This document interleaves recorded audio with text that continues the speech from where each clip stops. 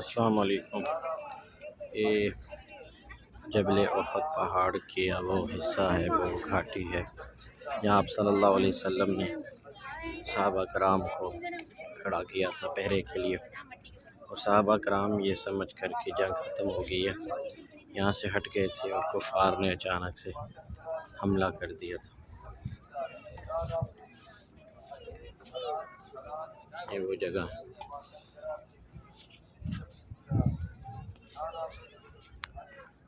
ये सहाबा कराम मुक़द्दस हस्तियों के यहाँ पर कदम मुबारक भी लगे हुए हैं। ये साथ मस्जिद बनी हुई है।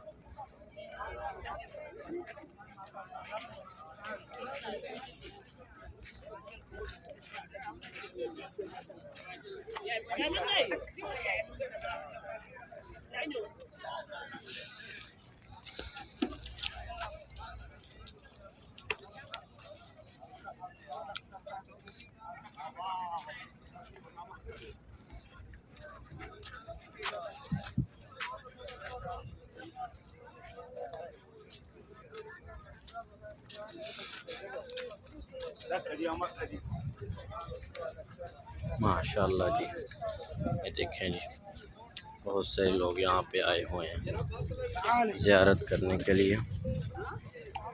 और ये लोग ऊपर भी चढ़ रहे हैं पहाड़ के।